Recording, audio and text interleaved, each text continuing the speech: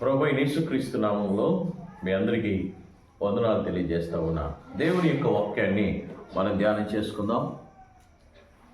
యోహాను రాసిన సువార్త 15వ అధ్యాయం 5వ వాక్యములో, ద్రాక్షవల్లిని నేను, తీగలు మీరు, ఎవడు నా యందు నిలిచియుడును, నేను ఎవని యందు నిలిచియుడును వాడు బహుగా ఫలించును. నాకు వేరుగా ఉండి మీరేమీ చేయలేరు. కనుక మన జీవితాల్లో మనం ఫలభరితంగా మార్చబడాలంటే, మన కుటుంబ జీవితంలో, మన పిల్లల జీవితంలో మనం ఫలభరితంగా మంచి ఒక ఉన్నతమైనటువంటి స్థితిలోనికి మార్చబడాలంటే దేవునిలో మనం అంటుకట్టబడి ఉండాలి. ఆయనకు వేరుగా ఉండి మనం ఏమీ చేయలేం. ప్రియులారా, ప్రభుకు వేరుగా ఉండి మన జీవితంలో మనం ఎక్కడ కూడా ఫలించలేము. ఏ విషయాల్లో, వ్యాపారం విషయంలో కావచ్చు, ఉద్యోగ విషయంలో కావచ్చు, పొలం విషయంలో కావచ్చు, పాడిపట్ట విషయంలో కావచ్చు, ఎక్కడ మన జీవితంలో ఫలభరితమైన జీవితం ఉండదు. ప్రభుతో అంతుకట్టుబడి ఉండు, ఖచ్చితంగా నీ జీవితంలో దేవుడు అత్యధికమైనటువంటి అభివృద్ధిని ఫలాలతో నింపును గాక. ఆమేన్.